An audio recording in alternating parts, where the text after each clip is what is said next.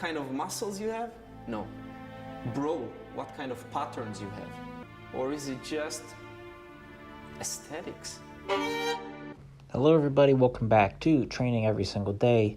I really wanted to start off in the morning working with the handstand because I've been doing a lot of mobility work against the wall, trying to build up the upper traps, the upper neck, in order to lift my arms overhead with better overhead shoulder mobility. And I wanted to see how it looked with the handstand. Still, I need to engage the lower back a little bit more. Need to get a little bit straighter through the shoulders. But overall, I'm happy with the improvement that I'm having in the handstand, with my press handstands. And one of the things I've been working on is holding a better posture, because I noticed looking back at the video that I'm holding my head a little bit forward. My neck isn't always as engaged as I can. And I think that ties in to the lack of overhead mobility. It's the same kind of muscle that's not being engaged. The lower back and the upper neck kind of lets my head kind of droop. Because I use like my phone a lot, using a computer, sitting down, looking at, because I'm quite tall, so I have to look at things like at the floor and down low a lot.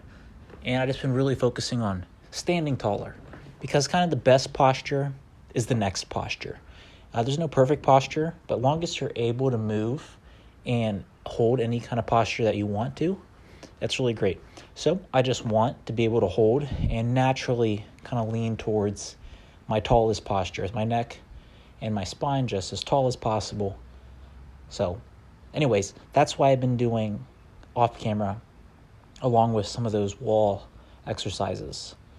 Now here is some dynamic stretching, getting a nice being able to work dynamically with your flexibility to build mobility, kind of not needing to warm up, just to have active range of motion all the time, not needing to warm up and stretch, just to have that right off the bat. And then right here, I'm doing the spinal movements. Spinal movements are great for anyone of all ages. If you have some grandparents yourself or any elderly people, one of the best things you can get them doing is spinal movements, because they're very easy, they're not fatiguing, and they have a lot of benefits. Things like hanging, things like squatting, use a lot of big muscles and move a lot of weight, almost always near their entire body weight, even if you use assistance. But the spinal movements, they don't move a lot of weight. They just articulate the spine, and spine generates all kinds of movement. All movement originates from the spine. So when you do training every single day and you kind of move throughout the day, you, instead of 1 hour a day, you work out as much as you can, which is the equivalent of like going to a buffet once a day, eating all that you can, and hopefully maybe only going to a buffet like 4 times a week, once a day, 4 times a week for 4 hours, which is only about 2% of your day, and trying to get all your feeding and all your nutrients done then. Think about, instead of doing that, try to eat throughout the day. Try to get your movement done all the time. Have some understanding of movement. Do some spinal movements while you're sitting down, while you're waiting. Do some vigorous walking. Work with your technique, work with your breathing. If you ever have some downtime, try to crawl around. And if you can crawl, do a handstand. Handstand is just crawling with your feet in the air, is a approach to looking at it. So again, when it comes to the technique of these press to handstands, there's a lot of things that need to be improved. The top handstand itself, the straight arms, and I guess that's it. But this right here, this is the number one stretch I've been doing. Against the wall, lower back against the wall, wrist to the wall, arm straight. I'm making some progress with it.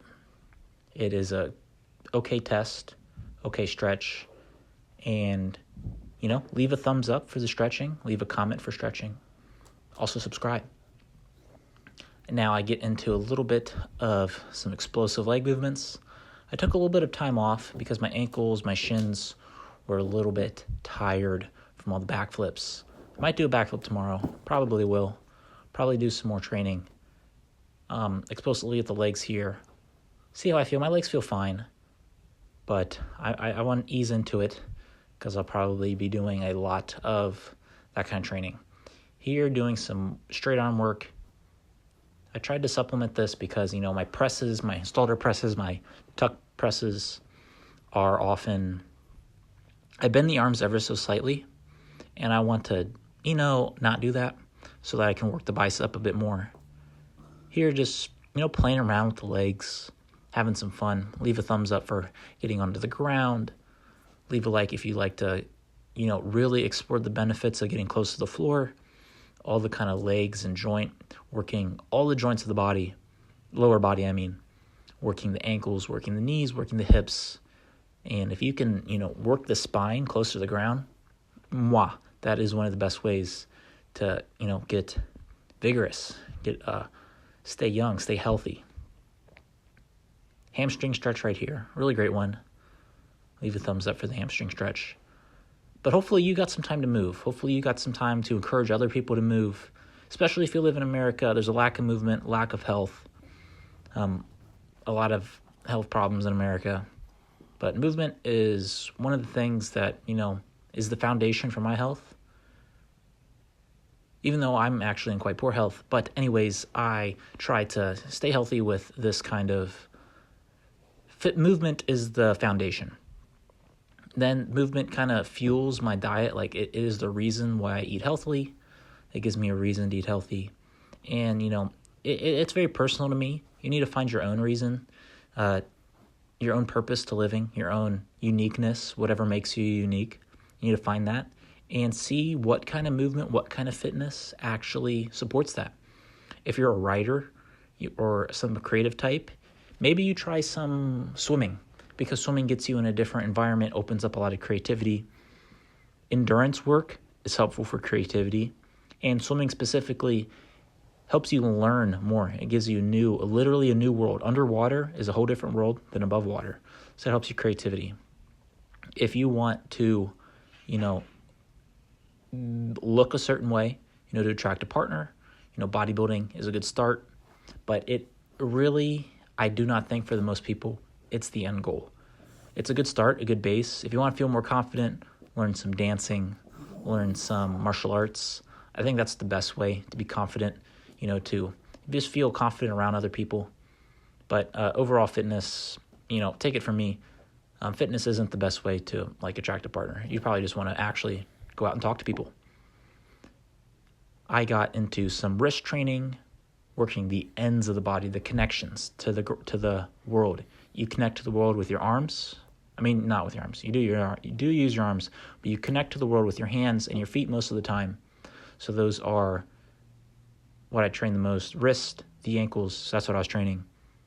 And that's all the training I did today. Thank you for watching. Hopefully you had a good day. Hopefully you take care of yourself. Hopefully you take care of others. And I will see you in the next video tomorrow. Bye-bye.